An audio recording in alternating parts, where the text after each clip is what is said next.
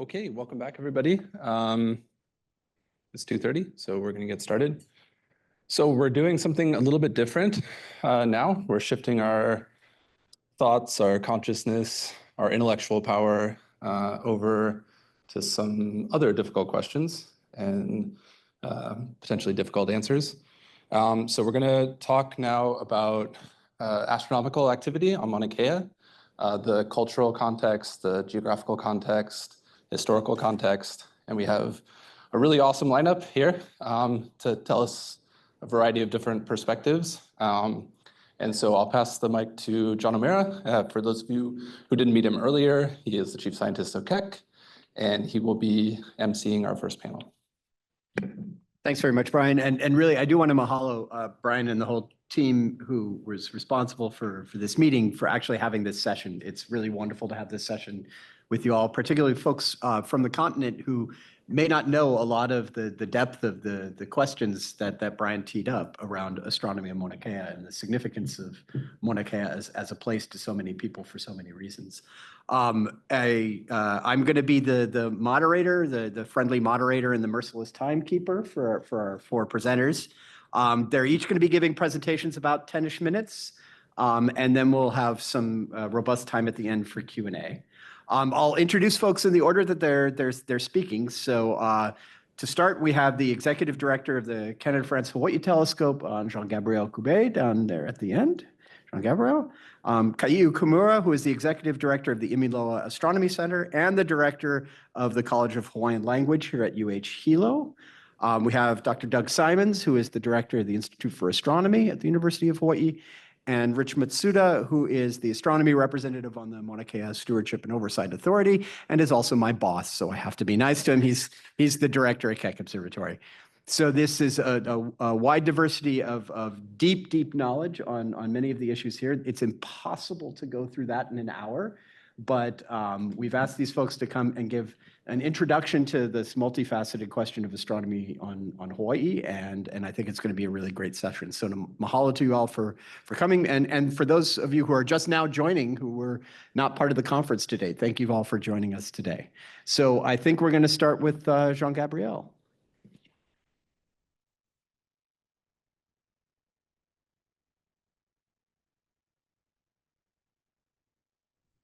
Aloha maikaku. Thank you, John. Thank you, Brian, and thank you to the organizers for setting up this panel meeting. So I'll start with this picture of Mauna Kea that I have shown yesterday for those of you who were present during my talk. And what I said yesterday is that, excuse me, observing from this mountain is not a right, okay? This is a privilege, and with privilege come duties. So I'll elaborate a little bit on this. So I have questions for you, okay? My first question is, why is Gangkar Puensum, which is, I believe, the fourth highest mountain in the world, unclimbed? Do you know?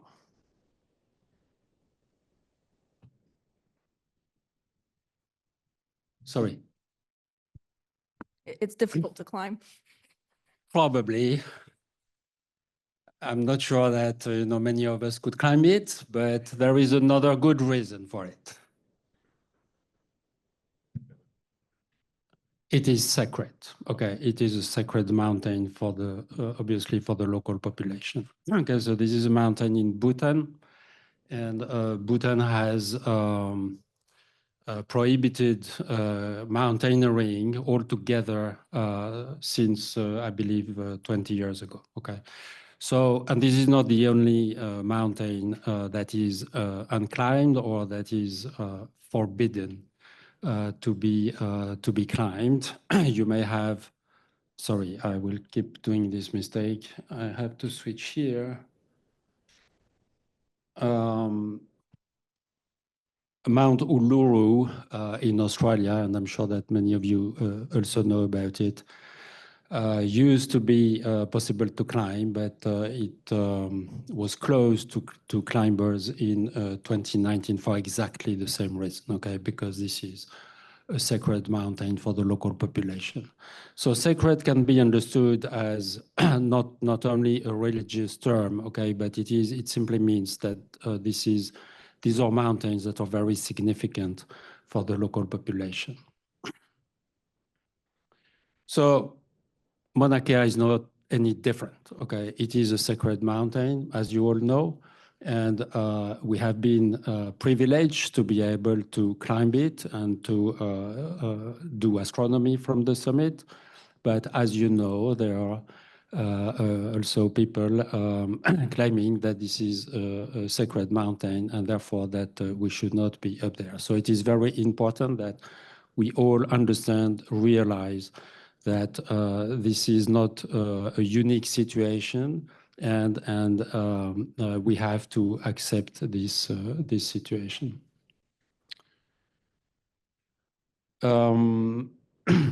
I just refer you here to a PhD thesis from 2013, which title is Mountains of Controversy. Okay, and I like this title very much.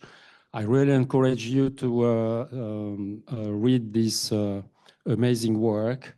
It was pre-2013, so it is prior to the first protest about TMT.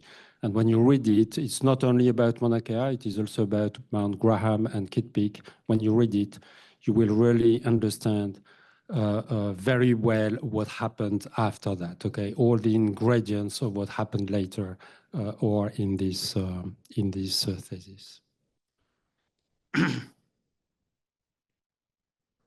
Okay, second question for you. Who has read chapter 3, at least chapter 3, of the Astro 2020 report, the profession and its societal impacts, or even better, the appendix L? Okay, so your homework for tomorrow, I won't be here to check, but please read chapter 3 of the Astro 2020 report. It is an amazing report and a very blunt analysis of the state of the profession, okay? So it may not be always pleasing to read, but this is what it is, okay?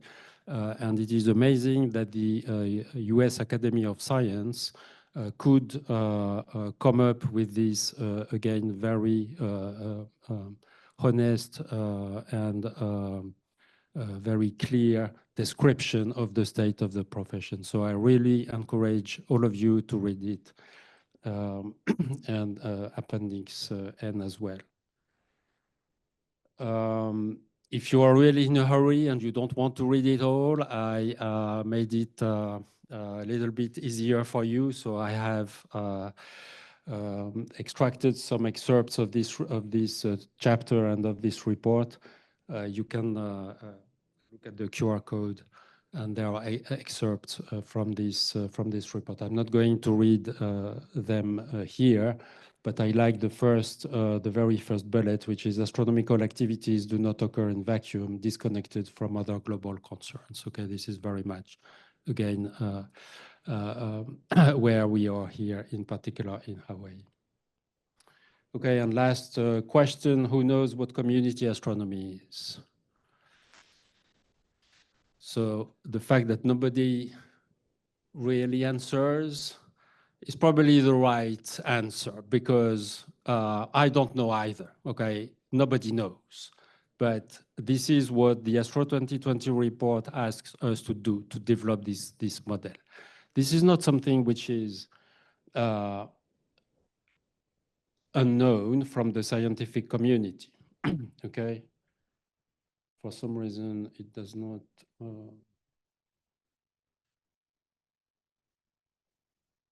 Can you just, yeah, thanks, John.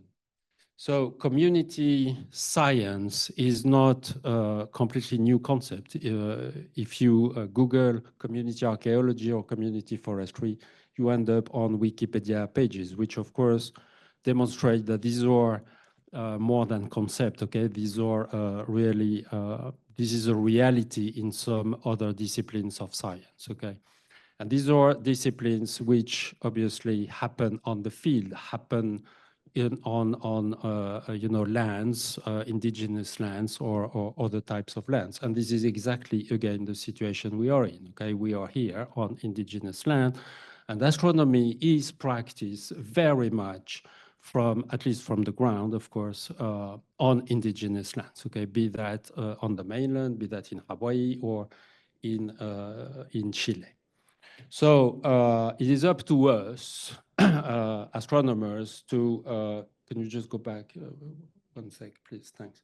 It is really up to us, and particularly to you, the young generation. I mean, the audience here is amazing. You are all young people, so it is up to you to make sure that in hopefully just a couple of years, okay, there will be an entry in Wikipedia about community astronomy.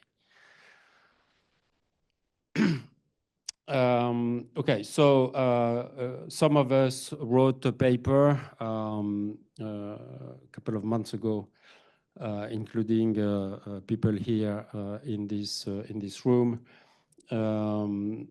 about astronomy's relationship with the lands and communities of Maunakea.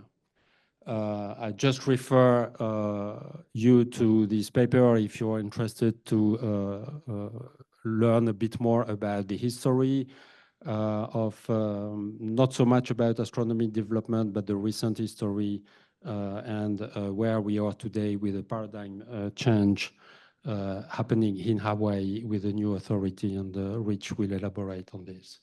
So I will just read excerpts from the abstract of this paper. So this paper attempts to share the perspective of the authors on the historical events, including the very recent past, through the lens of our understanding and opinions. There are opinions in this paper, okay? To provide transparency with humility into our process of introspection and transformation, and to share our hopes and ambitions as leaders from Maunakea observatories for the future of astronomy in Hawaii, as advocated in the Astro 2020 report. Please, John, next. Okay, I will not have time to elaborate on this one, unfortunately. Maybe I will have time a bit later, but I and many of us here lived a very interesting experience in trying to define the vision that we have for astronomy on Maunakea in 7 generations in the future. We use the 7-generation principle. We elaborated a story and guiding principles. And interestingly, the guiding principles that we have elaborated for this story in the future to happen, again, in 7 generations. We really use this indigenous principle to work and to write our story and our guiding principles. And I've shown these guiding principles to my staff recently, and they told me, these are the top-level requirements, okay? So it was very interesting because we used an indigenous principle, but it could be matched into our, you know, Western way of doing things. So what I'm trying, the message I'm trying to send here is that we can really learn a lot, okay, from indigenous wisdom, also applying indigenous wisdom, knowledge, and methodology, if I can say so, for our very own work, okay, and that can work. And I think that's it. Maybe just leave the last slide, so just a few references if you're interested. Thank you very much.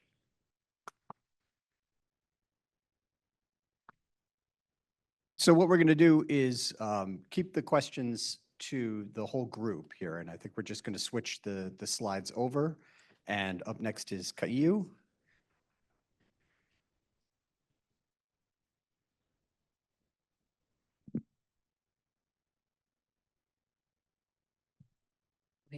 Aloha kākou.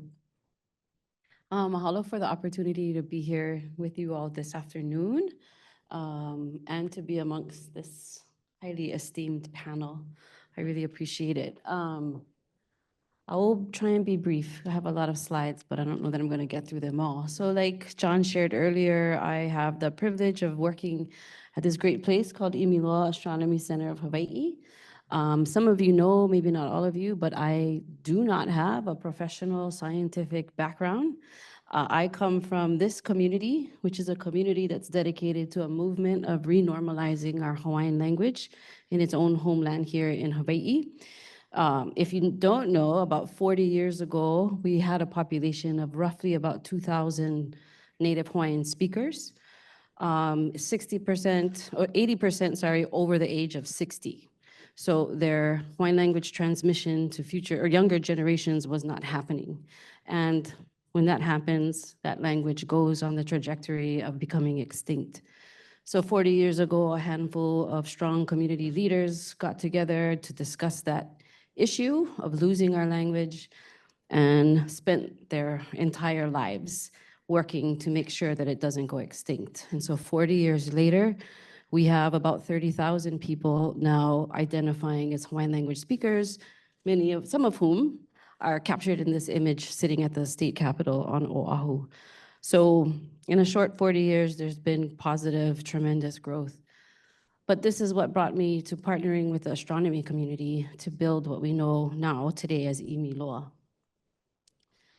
This mountain right here, which holds a lot of significance to many of us for a variety of different reasons, brought us together as different parts of the community to discuss the state of astronomy and of Maunakea and what that means to our community moving forward, recognizing that before the year 2000 and even post 2000, a lot of concerns were coming out from the community about astronomy's development at the summit of Maunakea.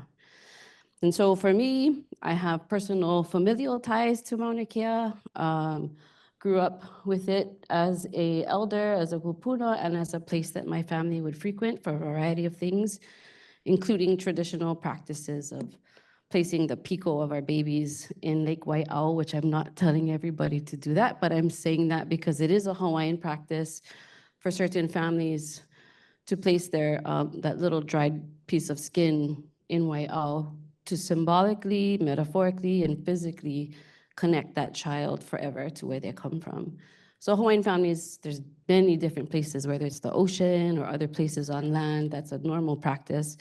Wai'au happens to be a place of practice for several families. So there was this genealogical connection that I had to Maunakea that propelled myself and others from the College of Hawaiian Language to join in on the team that would plan and build Imiloa. The other thing thought that propelled us into this partnership, besides a genealogical connection, was the opportunity to work with astronomers, and all that come to that effort to expand the use of our Hawaiian language and keep it relevant in today's context with a very progressive science that's always innovating technologically and discovery-wise. And this place is affording that opportunity. And so we recognize and understand that there are issues with land management and with lack of community engagement as it relates to astronomy in the mountain. But we kind of took a longer view to see this as an opportunity to make a connection and to make a difference in building those relationships, to hopefully contribute to now what we have the task to do in defining this phrase called community astronomy. So you are all familiar with this landscape, I'm sure, whether you've been there or not yet. Maunakea holds great significance to the international community as well as to those here on island, throughout Hawaii, for the unparalleled views that it affords astronomical research. So Imiloa was designed in mind to bring all of these worldviews together and create educational opportunities for current generations and those to come way after us. That it took us 5 years to build this center, and all of us from the astronomy community, from the Hawaiian community, education backgrounds, scientific backgrounds, business backgrounds, everybody agreed on that bigger mission and bigger purpose of sharing and educating and being a place where people could access these different worldviews. We didn't agree on how to get there and what needed to be displayed here. So this is a picture that still exists, a view that still exists in the building today, but I'll highlight the brown and blue carpets. There was an intentional choice to have different color carpets. Might seem simple, but it symbolizes the difference of perspective that existed when we got together as a team to build Imiloa.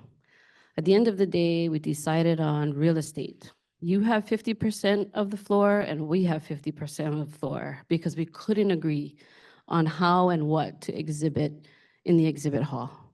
Hawaiian language was even a point of debate because there isn't a population that demands, the majority of population here don't speak Hawaiian, so why are we gonna spend the money and the time to produce everything in 2 languages, right? So we had all kinds of arguments, that one included. And so at the end of the day, we said, no, well, you have 50%, we have 50%. I don't really care what you put on your 50%. Super bad attitude to have. But I share that because we've evolved since then, and I'm really proud to say that. Even within those 5 years, what came out as the bridge between the working group, one of the strong things that came out was the need to produce everything bilingually, and that process of creating astronomy exhibits that would be communicated in Hawaiian took time and effort because we had to sit with the astronomy colleagues to understand the content, the terminology, the technology, the context, all of the important things that goes into creating new language. We had to have real conversations about knowledge, not about opinion on political issues or land development or anything, but about pure knowledge. And then co-create terminology that would accurately reflect the meaning that needed to be conveyed through the exhibit hall. I think that process not only resulted in over 200 new words that we contribute to the Hawaiian language today and continue to add to that, but it also built respect for one another's worldviews. It built better understanding of the depth and breadth of each other's knowledge systems. And it ultimately resulted in honest relationships and trust with one another. And that is the key to managing and navigating through any difficult conversation.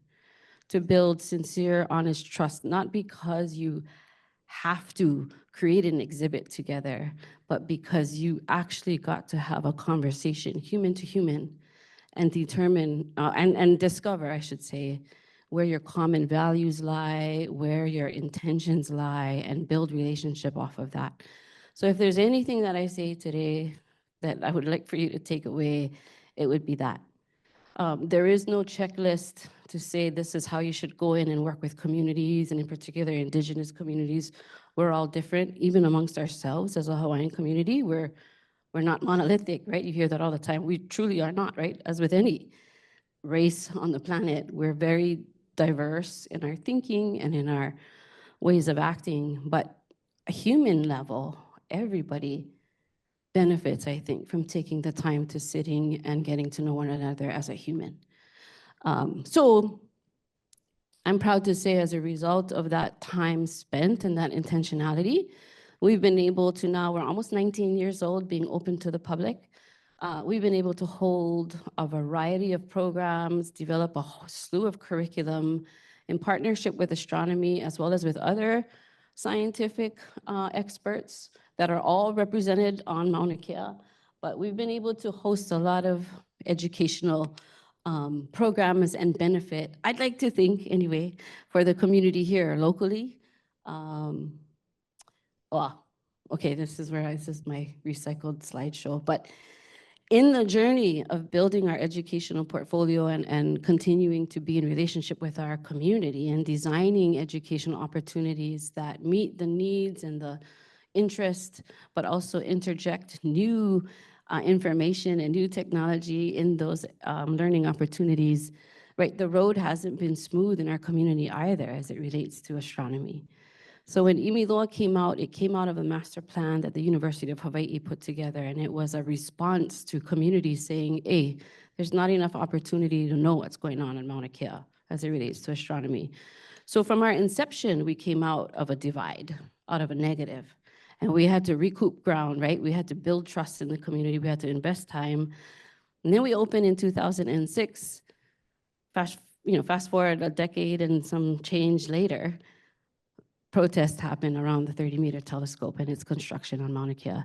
Imiloa went through that process as well, too, with our community. There was no way to escape it. But one thing that we were really intentional about during that time, and being aware of where community perceptions lay about Imiloa and its role within the astronomy community, it was really important for us to create forums and dialogues and bring community in to share perspectives around the issue. Keeping in touch with those different parts of the community was greatly important for us to do, regardless of people assuming different things and being asked to take positions on TMT. We were in the heat of that. Where's Imiloa on the issue? And my response was always, Imiloa is about bringing this community together. It will not take a yes or no position on TMT, but it will commit to bringing our community together to have these conversations. Our staff represented we had people arrested on that mountain in protest, and we had staff who staunchly supportive, Imua TMT on staff at Imiloa, and all in between. And I thought that that was a great data point to share because we truly reflected the spectrum that the community was in at that time. And it's important to remain relevant to the community in that way and responsive in that way. So I think this was supposed to be part of today's talk, right? How we've evolved and adapted and gone through these different points, regardless of some of the challenging times. And so besides staying connected and bringing people in to have conversations, we stood up probably one of the most signature programs or initiatives that Imiloa could have in a time of heat and tremendous tense division.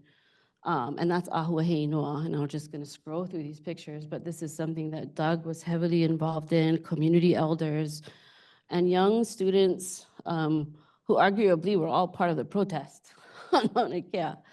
But they came to participate in a program that had been, that was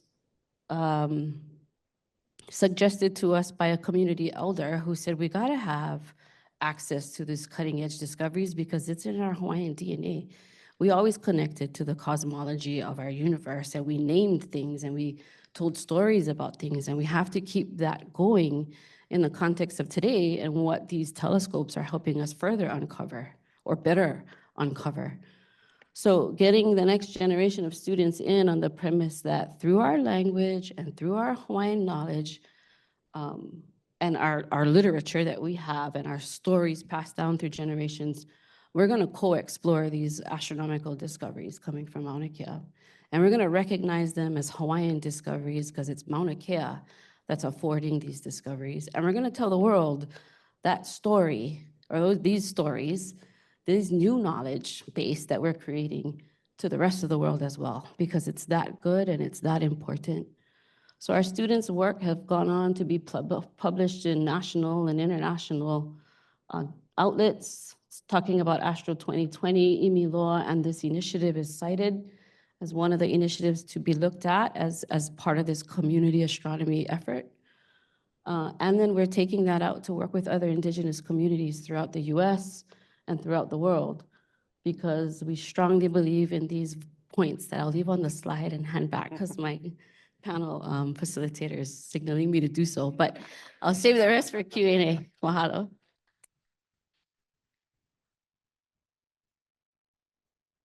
Mahalo you.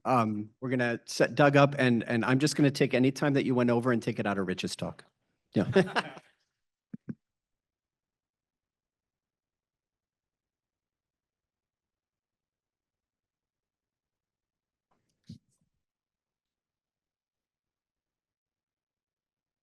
You don't mind, I'm going to stand, otherwise I'll get a kink in my neck looking back and forth.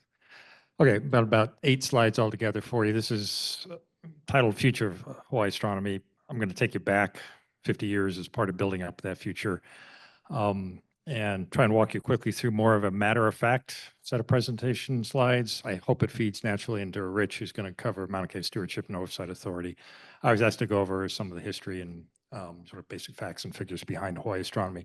So here's an overhead shot from Google, the summit of Mauna Kea. And just as a reminder, you're looking at about $1 billion of equipment. If you were to replace that all today, that's probably conservative. Add what's in Haleakala, and it's easily $2 billion. Add the investment over operations, and you're probably looking at $3 to $4 billion of international investment in Hawaii astronomy over the past 50 years or so.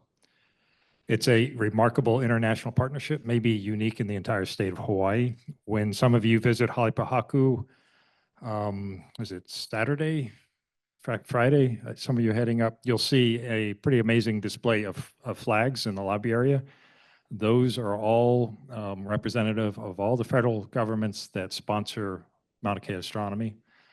Most of Mauna Kea astronomy is not US federally funded. It's from international partners all over the world. So keep that in mind. It's a real celebration. I'm particularly intrigued by the synergy of Taiwan and Chinese flags that are uniquely up at Halepahaku. Some of these countries don't necessarily get along together politically, but they get along just fine in Mauna Kea astronomy. Real quick, there's about $200 million annually of economic impact that Hawaii astronomy generates. So that includes Maui and Oahu. About half of that goes into the economy here on Hawaii Island. And you've heard this theme before, and I'm going to emphasize as well. The observatories really are an important bridge to the community, and that's central to the future of Hawaii astronomy. Therefore, in my opinion, Northern Hemisphere ground-based astronomy, and arguably ground-based astronomy this century. For reference, again, when you're headed up this Friday to the summit, you're going to drive up a road. Don't dare use the laser on this thing, but along the site here from Halepahaku in the lower right to the green patch, which is the Mauna Kea Science Reserve, about 11,000 acres altogether that UH was tasked with managing back starting in 1968 with the start of our signing of what we call the master lease, the general lease from the state of Hawaii to the University of Hawaii. That was part of Governor John Burns' original vision. He was the first governor of Hawaii. And bear in mind that Hawaii has not been a state very long, so this is part of a whole early process in formulating sort of what the context for Hawaii globally would be all the way back in the early 60s. Institute for Astronomy came around in the early 70s, so not long after the formation of the MKSR. All those international observatories came thereafter over the course of several decades. Importantly, as I'll explain in a minute, this master lease expires in 2033. Some of you are familiar with that, others probably not. That's actually a really, really big deal. That's kind of central to the message I'm trying to transmit today, that we have a lot to do to be able to ensure that at least some fraction of the observatories go beyond 2033. Otherwise, the telescopes that are up there are legally obligated to be removed from the summit of Mauna Kea if we don't have a legal means for them to go forward. And then if you're wondering, there's a separate lease that governs Halepahaku, where some of you will eat meal presumably up there or stay there for at least an hour before you head on up.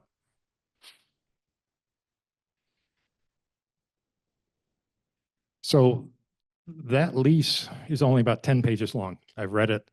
It's an amazingly simple document given the impact that it had globally in the transfer of land management responsibility from the state to the university. This picture in the lower right's one from a collection that I've got. It's a classic. So the guy standing in front of the, I guess, four-wheel drive with the tires strapped on the top is Governor Burns with the Maile on. And that was just a week or two after the first road was established from Halepahaku to the summit. And it must have been a very bumpy ride at that time. And he's had a fairly large delegation up there to go and see what was then called the Mauna Kea Observatory, which was really nothing more than site testing equipment at the time. And as I say there, the MKSR has really been a gateway to an incredible range of research, education, community benefits, economic advancement, et cetera. And what happened after that, sorry, my slides tend to break computers. Let's do it the old-fashioned way, got it. What happened after the formation and signing of that lease could not have been predicted at the time. So this is before we landed on the moon. It included core research behind Nobel award-winning programs related to dark energy and black hole research. You see Andrea Ghez there in the lower left. James Webb Space Telescope, I would argue, probably wouldn't have happened if it wasn't for Jerry Nelson and the Keck team that demonstrated segmented mirror technology is possible. The ELT regime that we're looking at in this century would not have been possible with that incredible work that was done on the Son of Mauna Kea. UH is famous for the Hawaii series of infrared detectors that also fly on JWST. We're proud to point out 15 of those with lineage back to the Institute or on Webb. Long history of detecting the most distant objects. Again, that's Keck terrain there. Keck also was the source of the first transit, I believe, detection of a planet passing in front of a star roughly 20 years or so. Gemini was the first facility to take a first picture of an exoplanetary system, three planets around one star at the same time. In that time, EMULOA formed, IFA formed, incredible outreach that Mary Beth will talk about later, and then the Hawaiiano program as well. So none of that could have been possibly predicted when that lease was signed. So this is kind of a busy chart, but it's one that keeps me up at night, keeps Rich up at night, keeps everybody who understands it up at night. And I've tried to collapse into about a decade or so a number of really important administrative steps that are required legally and governmentally to allow, again, some fraction of the observatories up there now, and hopefully TMT someday to go forward. So we're right in here right now in 2024. The Mauna Kea Stewardship and Oversight Authority Board formed a little over a year ago, and we're now in this 5-year transition period in which we co-manage between university and MKSOA, the Mauna Kea Science Reserve. And then in July 2028, the keys are essentially handed over or transferred completely to the Mauna Kea Authority. That is the point at which legally, that's the soonest time where new leases can be issued. So what has to be done between there now and then is monumental, to say the least. And a number of tasks are involved. The observatories themselves are going to have to address, which observatories go forward, what are the costs associated with that. Lease negotiations need to occur. Importantly, right in here, we anticipate the legal challenges emerging as soon as the new leases are issued. And that's about the time we're looking at decommissioning decisions having to be made by the observatories. So this is basically, like I said, the reason I don't sleep well sometimes because we're all trying to figure out how to navigate this clearly intractable roadmap, but it's the one we've got. The university is absolutely committed. I'm committed to doing everything we can with the authority to transfer this properly and in the most time, conscientious fashion that we can. Nobody's to blame at some level. The state of Hawaii, the governments in general don't work at blue light speed, and creating a whole new land management agency from scratch and enabling it legally to issue leases in 5 years is, essentially unprecedented. So lots of things have to happen: new rules, new master plan, CMP, et cetera. I'm personally hopeful, and I think members of the authority are hopeful that they will simply take the UH versions of these, which have already been vetted and approved, adopt them, but also recognize they can edit them, change them, amend them however they like, but at least that gets us an important step closer to being able to realize those leases downstream. So a few principles to share with you before I wrap it up here. Sorry, there are multiple clicks on this one. First of all, I don't have the slide. I think Andy may show it at some point if he hasn't already. Hawaii Astronomy is a 50-year legacy today, and in many respects is absolutely world leading by a variety of metrics, no question about it. The transition to the new land authorization the new Mauna Kea Authority brings, as you can imagine, challenges and opportunities at the same time. The paradigm shift implied by the Mauna being central to all planning, the 7-generation principle that Jean-Gabriel mentioned, those are much, much different planning paradigms that I fully support. We have to get the systems in place to allow those paradigms to become real, though, right? And that's for people like me and Rich and John and Jean-Gabriel to do. And then the future of Mauna Kea Astronomy, again, lies in the hands of the people of Hawaii for the most part, I would argue, and that being our community. So this is a demonstration of remarkable technology called Super 8 millimeter film. This was in the mid-70s. That's John Glaspie and Gordon Walker at the 18-inch catwalk, and the second telescope being built up there. It looks like they're pouring the second floor of CFHT. So this is mid-70s. And I like to sort of frame my final comments with that, and that is what we sometimes call the Hawaiian Cultural Renaissance. That began about the time this film was recorded from the CFHT catwalk. And Caillou mentioned that was the point. We were literally losing the Hawaiian language at about this time, and it came through and was saved, and with it, arguably, the Hawaiian culture. Today, the future of Mauna Kea astronomy stands to be far richer than we ever imagined, not just because we have more powerful telescopes, though. It's much deeper than that. And this is just my own personal perspective. In the end, the cultural legacy and wisdom of Hawaiian Kupuna, the collective will of our community, and the common thread of our children's futures represent what will perpetuate Hawaii astronomy this century. We need all of those elements to make this work. And with that, nice shot of the summit of Mauna Kea, and pu'u vekio. Mahalo.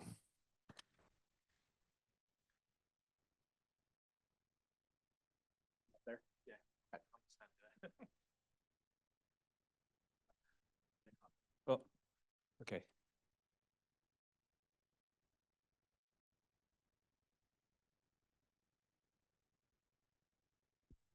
So tough act to follow these three, but I also think about the future of astronomy and how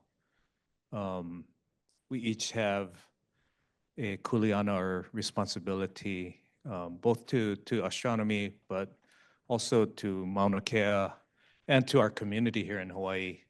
And we each have played parts in that. So it's really an honor to be up here with the other three. So what I was asked to do is give an overview of the Mauna Kea Stewardship and Oversight Authority. And it's fun to go last because I'm going to weave in what I can of what the other three speakers said. But this view of Mauna Kea is not unlike the view of the mountain that John Gabriel showed in his presentation, and being a high mountain above the clouds and considered sacred makes it worthy of all of our stewardship and care. So I'm gonna just, one of the questions I got asked was to explain how the Mauna Kea Stewardship and Oversight Authority came to be. So I pick up from partway through where Caillou left us, which was 2019 when people were gathered on the Mauna in resistance to the TMT project.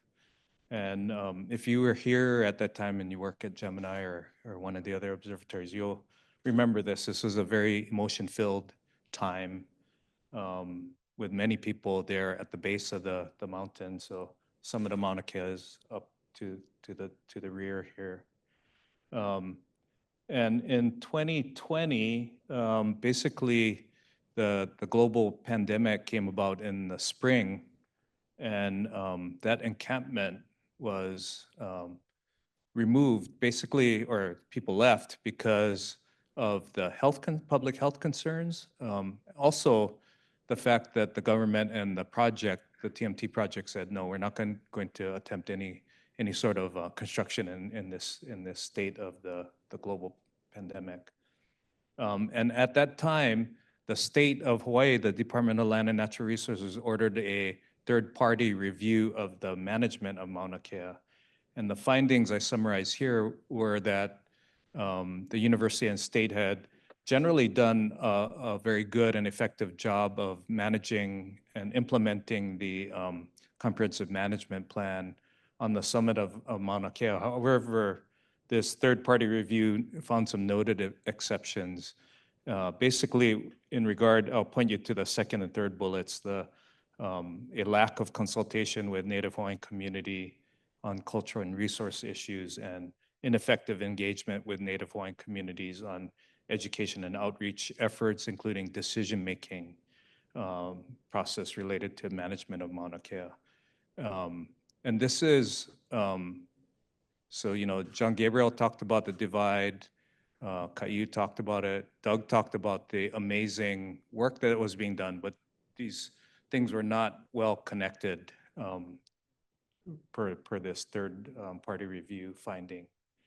So in 2021, the state legislature, the House of Representatives, formed a working group to look at whether the system of governance and how decisions are made about Mauna Kea needed to be changed or not. And so the Speaker of the House and the House of Representatives put together a working group made up of community representatives, government representatives, ex officio sort of agency representatives in the state, and sat us, and I was the astronomy representative on that group, and had us sit together.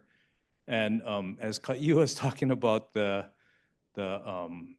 tan carpet and the blue carpet and the needing to sit together to understand different points of view, it reminded me of sitting in that working group and having to learn about each other's perspectives in a pretty intense way at an intense time to come up with a different vision, a co-created vision.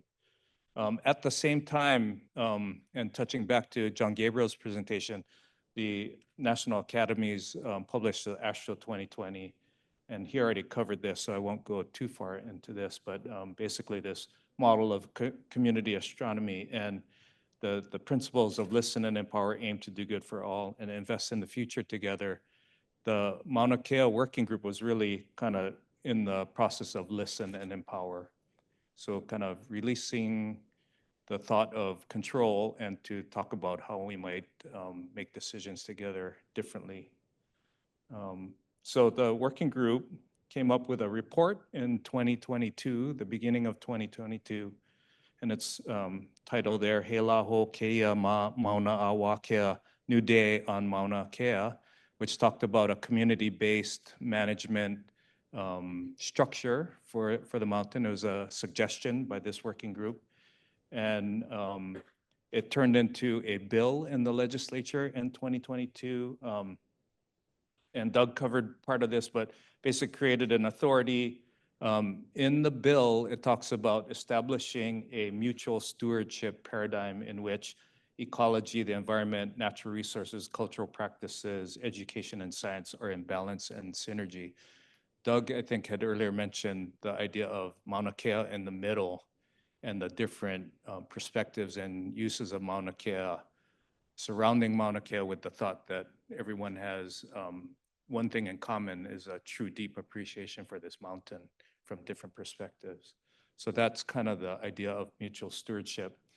5-year transition, and as Doug mentioned, one of the big things that the authority needs to do is develop its own management plan. So both a land use plan as well as how activities are conducted on Mauna Kea, and very short time frame to do that. So we're in the second year of the 5-year transition as we speak. And as Doug also mentioned, the leases with the terminating in 2033. And there's a moratorium on new leases while the transition takes place and the new management plan is put into place. So in 2023, the board members were, so because it's a state agency, they have to go through being appointed and being confirmed by the Senate. So that happened. And here we are today. So a little bit of information about the board of the authority. So I mentioned that it's, community-based and representing the different perspectives on Mauna Kea. So it's a 12-member board. The person on the bottom right is the Chancellor of UH Hilo, and she's actually in an ex officio non-voting position. So the 11 others are voting members. And significantly, I think, given the needs that the independent review brought up, is that there are, purposeful representation of folks that are like lineal descendant of Mauna Kea, cultural practitioner of native practices, et cetera. And then, but you also see, representatives who have expertise in business and finance, land management, education. I'm the observatory's representative. And then also, representatives from like state agencies like the Land Board or Department of Land and Natural Resources, the county, et cetera. So a little bit about this board is 11 of the 12 are born in Hawaii, so kama'aina, children of the land. 6 of the 12 are residents of Hawaii Island. So oftentimes in state government, those of us who live on the outer islands or neighbor islands have a concern that, decisions are being made about our place that we live, but it's being made in downtown Honolulu. But in this case, a good percentage are from the Big Island. And then believe 8 of the members are Native Hawaiian. So this is the kind of the true feeling of community-based representation. So where we're at in this tremendous task of standing up this agency, brand new agency, is that we have an administrative team hired, and that was a big step because the board members that I showed you are basically volunteer members who have day jobs for the most part, and are trying to meet monthly and move the ball forward without staff until the point at which we hired an executive director. And now we have a leadership team, administrative leadership team. And so the priorities now are standing up a new state agency administratively, which is, creating procurement rules and having an office and having an HR person who's hiring staff and so forth. So that part. And then Doug had mentioned we're working out co-management of Maunakea. So Maunakea is still being well taken care of. So the UH Center for Maunakea Stewardship is conducting its stewardship activities on a day-to-day basis. But now the MKSOA is getting involved in some of the decisions that are longer term. And then there's this whole transfer of assets and responsibilities from university to the MKSOA, and then the hard work of formulating the management plan. Oops. And that's it.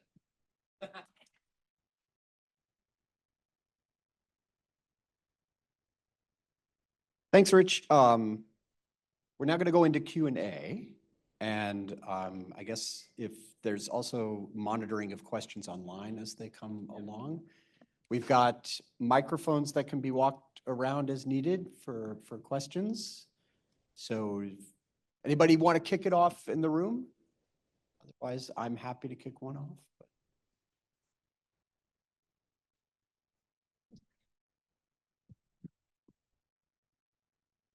Thank you. I'm Tom Jabal. I'm a retired astronomer, but still working at Gemini. The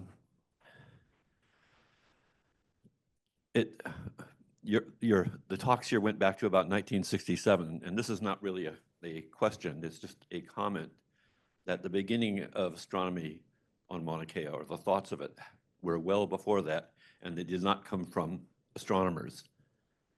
As I understand it, and I may be wrong, somebody please correct me if not, the endeavor to possibly have astronomy on Mauna Kea was the result of the 1960 tsunami, which devastated the community in Hilo, the business community, and the county council was looking for ways to stimulate the economy.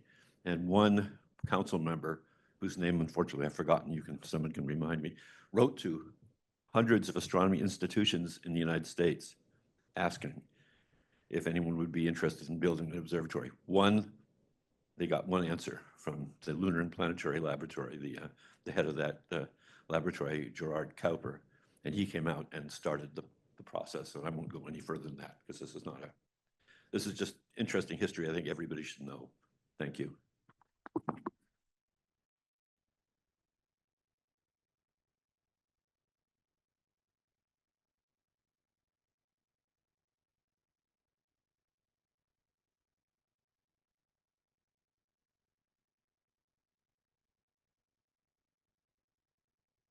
Hi, thank you all. So this is great, and I'm just still trying to both digest and remember. And so I was just curious, in terms of when we leave this conference and go back to our host institutions, what are the main takeaways and communication points that we should bring? There's a lot, and it's all important. So I'm not necessarily asking what's more important than not. But just in terms of effectively communicating what y'all have just done for us. of us, to everyone, I guess. So, Yeah, I think we should actually give 30 seconds for everybody to answer. So, Rich, we're going to start with you. I guess for me, it would be to be conscious of where the data you're getting is coming from and what the activities that led to getting that data, what the impact of those activities are to Mauna Kea and the communities and people that care about Mauna Kea.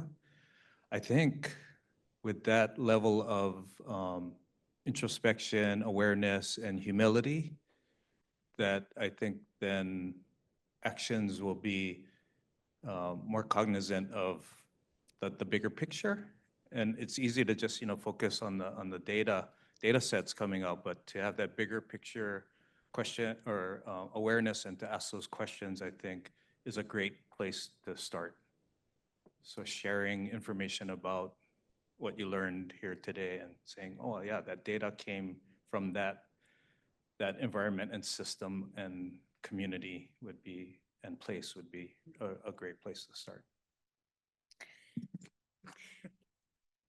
He ditto everything he said.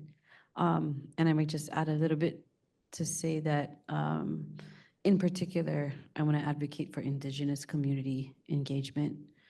Local communities are important. A lot of, like here in Hawaii, so we're all a mixed melting pot of different ethnicities that makes our local community, and it's a strong, proud community. And in that, there are Indigenous values and knowledge that holds that local culture together. And so I don't think it's unique here only. I think there are other communities across the planet similarly, but Indigenous communities in particular struggle to keep their language and their knowledge systems not only preserved, but advancing with this rapid acceleration of new and globalized knowledge systems.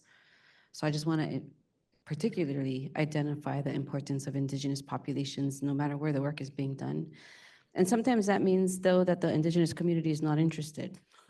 And that has to be acknowledged and respected as well. But I think the main thing is reaching out and seeking relationship with those communities.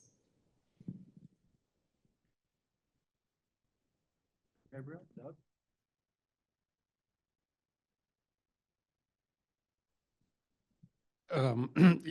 Thanks for your question, and this is indeed a question that people ask because it is difficult to realize or to feel what people can do at individual level.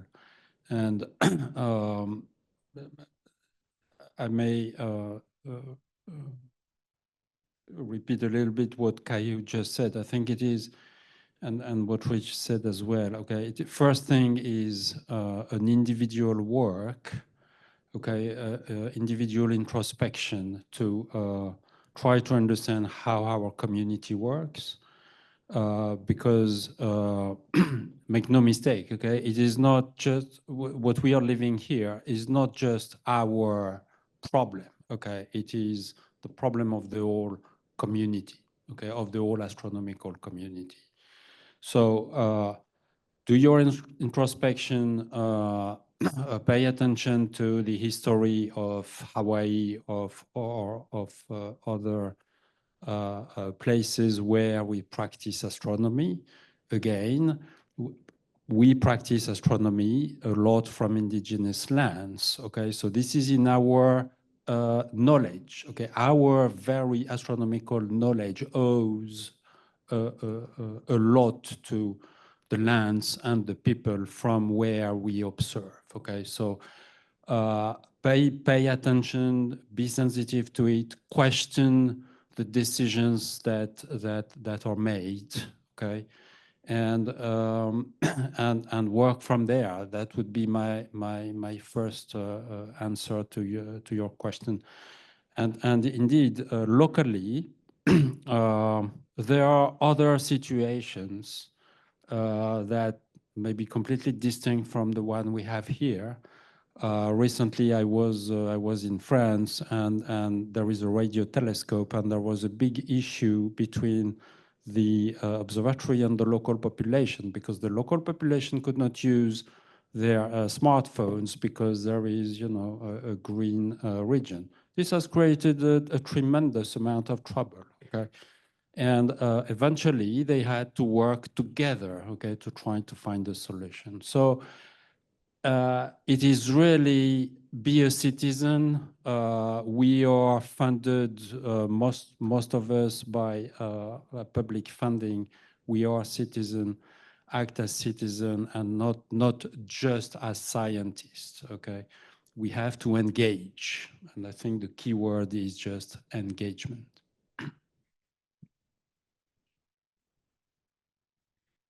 Nice part about going last is everybody's already covered it.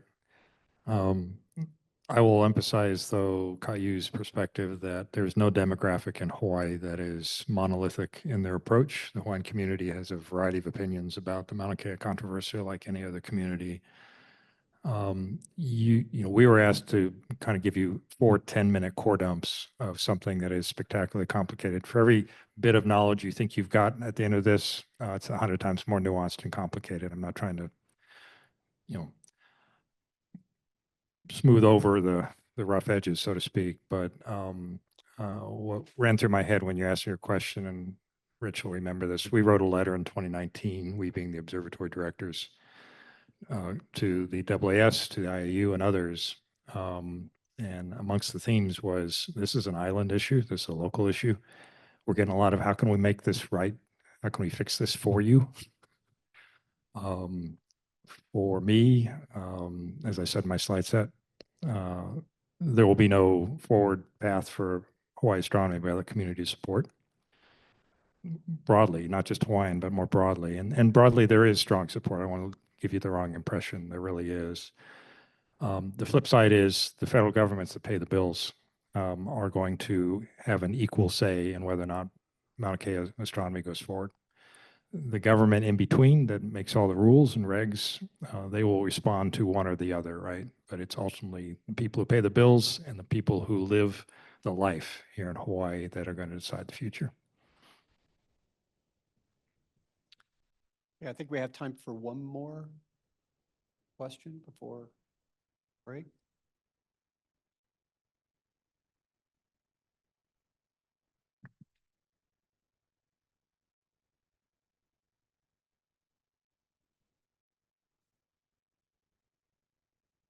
Sure, just a closely related question, which is a lot of people in the room live here on Hawaii Island. And so for those people, I'd be curious on your perspective of what would you like to see more of from us astronomers who live on the island? Let's answer it in reverse order. Doug, you first. Plant trees. Rich and I, yes. Oh, yeah. Leilani over there. I would, and I'm looking at them too. Get out there in the community. That's what I want to see. Tom, you do it. Tsuko, you do it. But the more we are part of our community in visible ways that have nothing to do with astronomy, that nurtures the relationship that Kayu told us about, right? There's so many ways, Yuko knows them all, how we can be part of the community and have that relationship from which the basis of the future of astronomy here in Hawaii is built. Like I said at the meeting recently, I got 2 4-wheel drive trucks. You want to come up, plant trees? Let's talk. And that's a great way to meet local folks and to show you're in it. You're going to sweat it out too. So sorry, I'm my hobby horse, but plant trees. And pull weeds. That's pretty much what we can all do. And I really don't have anything to add. I mean, it's all about, again, engagement. Okay, and not just about, astronomy, just engage in the local population, be visible, participate to the community. Personally, what I find amazing here in Hawaii, coming from Europe, from France, is the number of opportunities that exist to engage in a way or another with the community. So just engage. Enroll in Hawaiian language classes. I know University of Hawaii at Hilo, College of Hawaiian Language offers entry-level Hawaiian language all the way up through to a PhD. So I'd encourage that, as well as use the 200 plus words that we've already created in Hawaiian to discuss or to talk about and communicate astronomical terms. We can make sure you all get a copy of that list. Mahalo. Just a visual to capture what everyone is saying is, I think maybe in the past, or maybe when some of those pictures of protests showed up, we envision engagement as sort of like face to face, but more like shoulder to shoulder is the way we should go.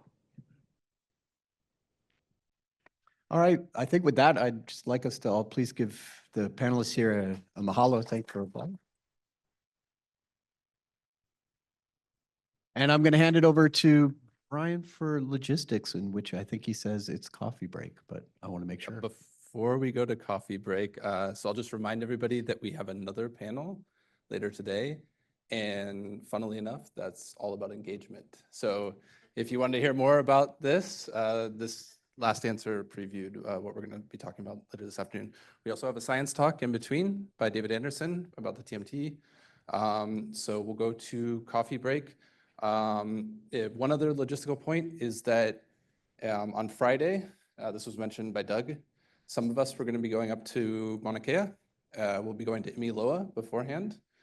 We still have 2 slots available. So if anybody is interested in going and visiting all the things that Caillou talked about, or going to the summit if you haven't been there before, see me or see Anik or see Emma, and we can get you signed up. Okay, mahalo everybody.